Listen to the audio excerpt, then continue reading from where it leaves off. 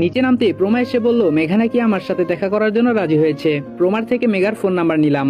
এখন অবশ্য নিজের ভেতরে কেমন কেমন অনুভূতি হচ্ছে। এই অনুভূতির কথা শুধু ছেলেরা বলতে পারবে। আমার অবশ্য এমন অনুভূতি প্রকাশের সুযোগ হয়েছিল। যাই হোক, সেটা অন্যদিন সবার সাথে শেয়ার করব। এখন গল্পে যাওয়া যাক। প্রেমে পড়লে পৃথিবীর সব মানুষের মাঝে কিছু পরিবর্তন আসে। আমার মাঝেও কিছু অদ্ভুত পরিবর্তন লক্ষ্য করলাম। তবে কি আমিও সেই শ্যামবর্ণ বহুরূপী মায়াবিনীর মায়াজালে ফেসে গেলাম? মুহূর্তেই মনে হতাশা সৃষ্টি হলো। প্রমা বলেছিল মেঘার বিয়ে ঠিক হয়ে আছে।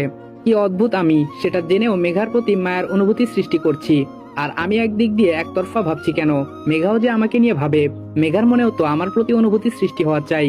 কত বোকা হচ্ছি দিনের দিন। মেঘার ফোন নাম্বারটার দিকে অনেকক্ষণ ধরে তাকিয়ে আছি। ফোন দিতে সাহস পাচ্ছি না। কি না কি ভাবে, তাই SMS দিলাম। হাই লিখে বসে আছি অনেকক্ষণ যাবত, কোনো রিপ্লাই নেই। গালিবার মুটকো রেডি হচ্ছে। আমি সোফায় বসে মেসেজের রিপ্লাই এর অপেক্ষা করছি। একটা সময় মনে হলো রিপ্লাই বুঝি আর পাবো না, তবুও আশা ছাড়িনি। হঠাৎ নোটিফিকেশন বেজে উঠলো। মেঘা রিপ্লাই দিয়েছে। কে আপনি? রিপ্লাই দিলাম পাওনাদার। মেঘা বলল, ও আপনি সেই কিপটে লোকটা। আমি বললাম নিজের টাকা চাচ্ছি, এখানে কিপটেমির কি দেখলেন?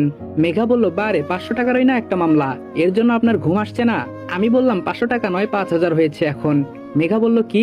আমি বললাম, আপনি যেখানেই থাকুন না কেন অতি তাড়াতাড়ি আমার টাকা নিয়ে আমার সামনে হাজির হওয়ার জন্য বিশেষভাবে অনুরোধ জানানো যাচ্ছে। মেঘা বলল, বুঝেছি, টাকার জন্য আপনার খাওয়া দাওয়া বন্ধ হয়ে আছে। কোথায় দেখা করবেন? আমি বললাম, আপনি বলেন কোথায় আসতে হবে। মেঘা একটা ঠিকানা দিল। আমি বললাম, কখন আসবো?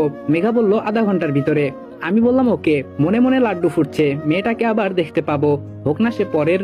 প্রিয় মানুষকে দেখার মাঝেই অধিক আনন্দ। গালিব ড্রাইভ করছে, আমি তার পাশে, আর মুটকো পেছনে। ইচ্ছে করছে স্টিয়ারিংটা খুলে মাথায় বাড়ি দেই। এমন ভাবে অভিনয় করছে, আমার কাছে এখন আমাকেই সন্দেহ লাগছে। আমি মেঘ না সে মেঘ। এখন উলট পালট কিছু জিজ্ঞেস করাও যাবে না, তাহলে মারজানা বেগম আমার অবস্থা বেহাল করে ছাড়বে। গালিবকে মেঘার দেওয়ার ঠিকানা দেখালাম। আমি বললাম, এই ঠিকানায় ইমার্জেন্সি ভাবে নিয়ে চল। গালিব বলল, কেন? আমি বললাম, একজন আসছে দেখা করবে। পেছন থেকে মুটকো বলল, ব্রো ডেটে যাবে গার্লফ্রেন্ডের সাথে? আমি বললাম, মুটকো বলল, ওকে, নো প্রবলেম, আমরাও আছি তোমার সাথে। মুটকোকে কিছু বলার মতো ইচ্ছে এখন নেই। অযথা মুড নষ্ট করতে চাই না। মুটকোর কথার রিপ্লাই না দিয়ে তাকে থামানো গেলেও গালিবকে কে থামাবে? বেস্ট ফ্রেন্ড থাকলে যা হয় আর কি। কি সব উদ্ভট কথা বলছে, একদম হানিমুন পর্যন্ত চলে গেছে সে। নদীর পাড়ে বেশ মনমুগ্ধকর একটা পরিবেশ। এদিক দিয়ে বয়ে গেছে নদীর ছোট্ট একটি শাখা। এপার ওপার পারাপারের জন্য রয়েছে অসংখ্য নৌকা। বিকেল বেলা আসতে পারলে বেশ ভালো হতো। সময় অতিক্রম করে আধা ঘন্টা অতিবাহিত হতে লাগলো, কিন্তু কারো আসার নাম নিশানা নেই। গালিব তো কখন থেকে বলতে শুরু করেছে আজকে আর আসবে না, কিন্তু মোটু কিছু বলেনি। সময় আস্তে আস্তে অতিবাহিত হতে লাগলো। অনেকগুলো মেসেজ দিলাম, কোনো রিপ্লাই নেই। এখান থেকে নাকি বেশি দূর নয় পাত্রের বাড়ি, তাই গালিব আর মুটকুকে পাঠিয়ে দিলাম। আমি গালিবের সাথে আবার বিকেলে এসে দেখে যাব বরকে। কি ভেবে যেন 2 ঘন্টা বসেছিলাম জানি না, কিন্তু মেঘার না আসার কারণটা বুঝতে পারছি না। ফোন দিলে আবার কে না কে ধরে বসে সেটা ভেবে আর ফোনও দিলাম না। মেঘার প্রতি ভ্রান্ত ধারণা সৃষ্টি হওয়ার আগেই উঠে দাঁড়ালাম, কেননা প্রিয় মানুষের প্রতি কখনো ভ্রান্ত ধারণা তৈরি করতে নেই। যত সম্ভব তার ভুল ত্রুটি কোনো কারণ ভেবে সেটা ভুলে যাওয়া ভালো। হয়তো মেঘা কোনো কাজে আটকে গেছে, এই জন্যই আসতে পারেনি। তবে প্রশ্ন একটা মনের কোণে রয়েই যায়। অন্তত মেসেজ দিয়ে বলতে পারতো ব্যস্ত আছি। গালিবকে ফোন দিলাম আমাকে এসে নিয়ে যাওয়ার জন্য। তরির হবুবর দেখে মাথা গরম হয়ে গেল। এটা ছেলে পক্ষের বাড়ি দেখে কোনো রকম দাঁতে দাঁত চেপে রাগ কন্ট্রোল করার চেষ্টা করছি। রাগে শরীর কাঁপছে।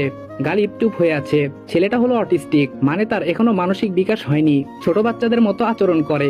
বুঝেছি, ছেলের বাবার টাকা পয়সা দেখে মারজানা বেগম বিয়েটা ঠিক করেছে। এমনিতেই তরি বাক প্রতিবন্ধী, আবার একটা মানসিক রোগীর সাথে বিয়ে হচ্ছে। এই সংসার তো 1 মিনিটেও সুখী হবে না। আমি আর গালিব হতাশ হলেও মোটকুশের দিব্যি বলে যাচ্ছে। গালিব পাত্র কিন্তু ফার্স্ট ক্লাস। আমার হেভি ভালো লেগেছে। ইচ্ছে করছিল ওর মুখ বরাবর শরবতের গ্লাসটা ছুঁড়ে মারি। গালিব বুঝতে পারে আমার অবস্থা। গালিব ততক্ষণে আমার হাতটা ধরে ফেলে। শালা মোটা চোখে দেখে না এটা নাকি ফার্স্ট ক্লাস পাত্র। রাখ, আগে বিয়েটা ভাঙ্গি। তোর মুখোশ যদি আমি প্লাস দিয়ে টেনে টেনে না খুলছি তাহলে আমি আসাদুজ্জামানের ছেলে না। পকেটে মোবাইল বেজে উঠলো। রাগটা সংযত করে মোবাইলটা পকেট থেকে বের করলাম। দেখলাম মেঘার নাম্বার থেকে ফোন এসেছে। সাথে সাথে সুইচ অফ করে দিলাম।